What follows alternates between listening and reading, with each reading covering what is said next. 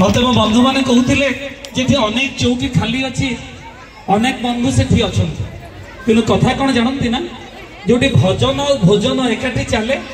भजन उपस्थान शून्य आ भोजन उपस्थान पूर्ण तेणु दुईटा जाक एक स्वाभाविक कथा तेणु से पूर्ण और शून्य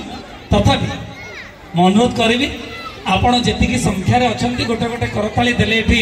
वज्रपातर भ्रम सृष्टि हम तेणु पुणी गोटे जोरदार करताली आपण एबे भी लगुला जे आपण मैंने जेते किंतु कथा कौन जानते ना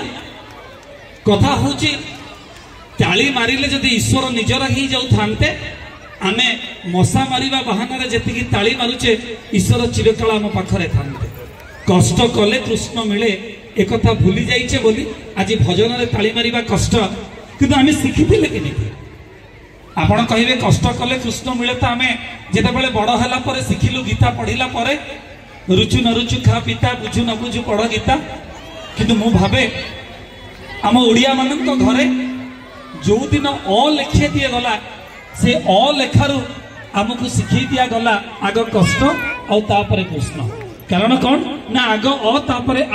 आग अरे अशांति तापरे जे कि आरे आनंद आग अरे अंधार तापरे जे कि आरे आलुओ आग अरे अभिशाप तापर अभिशाप मोचन पाई आरे आशीर्वाद आग क तापरे ख आग करे कष्ट तापरे जे खरे खुशी आग प तापरे फ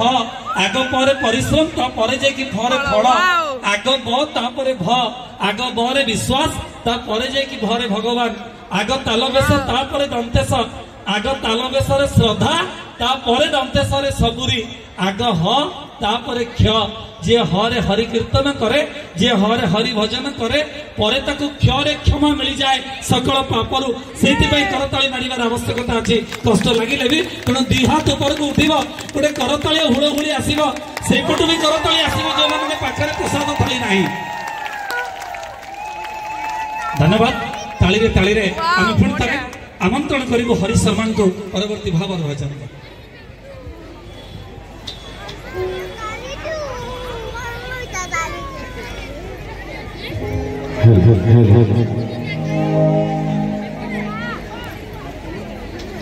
जैसे बोल साईनाथ महाराज की बोल